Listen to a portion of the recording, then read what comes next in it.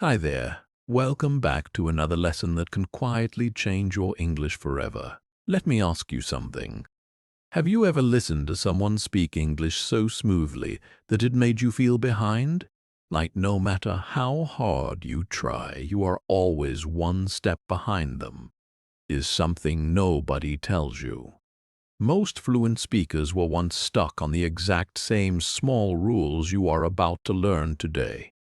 They did not skip these rules.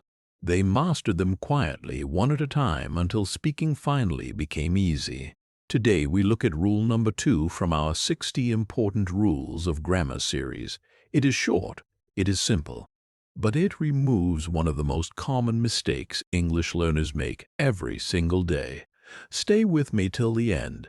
This one rule will make your sentences sound sharper almost instantly. The twin words. Each and every. Today we look at two words that look like twins. Each and every. They feel the same. People use them the same way in casual talk, but in grammar, they are not equal. Here is the real difference. Each can do two jobs. It can act like a pronoun, standing alone for a noun, or it can act like an adjective, sitting right next to a noun. Every can only do one job. It is always an adjective. It can never stand alone. Look at this sentence. Each student was present. Here, each sits beside the word student. It is acting like an adjective. Now look at this one. Each of the students was present. Here, each is standing alone before the word of. There is no noun glued to it. So here, each is acting like a pronoun. Now try the same trick with every. Every student was present. This works fine because every has a noun right beside it. Try this. Every of the students was present. This sentence is wrong. Completely wrong. Why? Because every can never act like a pronoun. It can never stand alone. It always needs a noun directly after it. No exceptions. So remember this one simple test. If the word is standing alone before of, it must be each, never every. The number rule. Now here comes a detail that confuses almost everyone.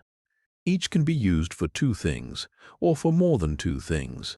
Every can only be used for more than two things, never for exactly two. Listen to this. Each of the two boys finished his homework. This is correct because each works perfectly fine with just two people. Imagine changing each to every in that same sentence. Every of the two boys finished his homework. This sounds strange and it is wrong because every never applies to just two. Here is a positive example instead. Every part of the banana tree is used by man. A banana tree has many parts, far more than two, so every fits perfectly here. More thing to lock into your memory. Both each and every always take a singular verb. Always. Even though they often talk about many people, the verb stays singular. Each student has submitted his project, not have. Has every member was informed about the meeting. Not were. Was just like in rule number 1. When the gender is not clear, formal grammar still expects the word his. Each student must complete his work. This is the answer most exams and formal writing still expect today. Two people, two words, either and neither. Now we move to a new pair of words. These ones are only for situations with exactly two people or two things. Never three, never more. The first word is both. Both is positive, and both talks about two things together at the same time. Both were present at the party. This means the two of them were there together. The second word is either. Either is also positive, but it talks about just one out of the two, not both together. You can take either of the two seats. This means you can choose one seat, not both. The third word is neither. Neither is the negative version of either.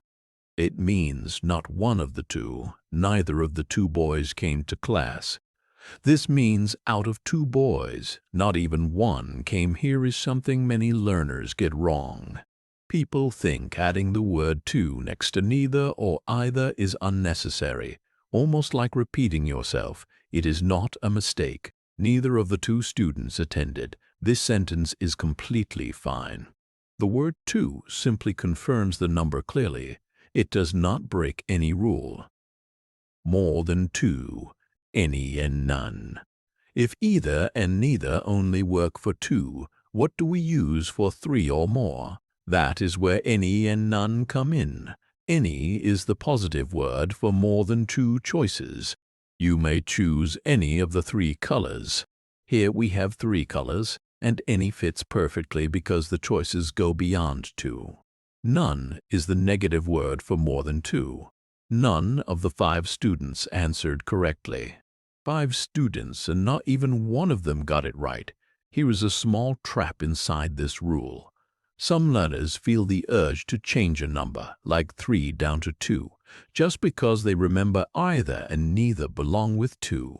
Do not do this. If the original sentence already says 3, keep it as 3. Any of the 3 students will complete the project. Leave the number exactly as it is given. One more useful note about none.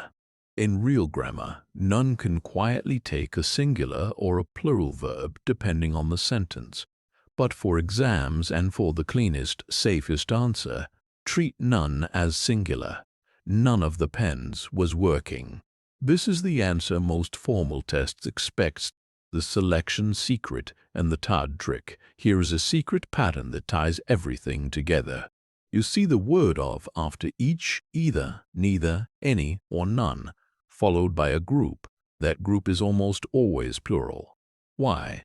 Because the sentence is making a selection. It is picking 1 person or 0 people out of a bigger group of the students was present. Neither of the boys came. Any of the colors will work.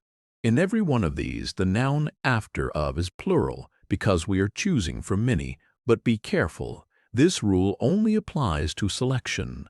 If of is simply showing possession or position, this plural pattern does not apply. The books of Ram. Here of is not selecting anything. It is just showing that the books belong to Ram. So do not force a plural pattern onto every single sentence that contains the word of. Now, the final twist. Words like neither and none are already negative by nature. So when you build a question tag for them, the tag itself must stay positive, just like we learned with nobody and nothing in rule number 1. Neither of them attended the function, did they? Notice something interesting here. Even though neither takes a singular verb in the main sentence, the tag still uses the word they. This is simply how English has always worked for these special words. It feels strange at first, but it becomes natural with practice. Wrap up. Let us bring it all together. Each can be a pronoun or an adjective. Every can only be an adjective, and it always needs a noun beside it. Second, each works for 2 or more. Every only works for more than 2. Both and either are positive words for exactly 2. Neither is the negative version for exactly 2/4.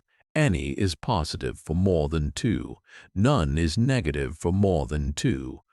Fifth, watch for selection with the word of. And remember that negative words like neither and none still take a positive question tag. This was rule number 2 out of 60. Small words. Big difference in how clear and correct you sound. This is exactly why we are building this series slowly, 1 rule at a time. Not rushing through 60 rules in a single day, but giving each one the time it actually needs to stick in your memory for good. This video cleared up something you were always unsure about. That did not happen by accident. That happens when you choose patience over speed. Come back for rule number 3. And before you go, hit subscribe on Spark and Speak. Every video here is 1 more brick in your English. Build it with us, 1 video at a time.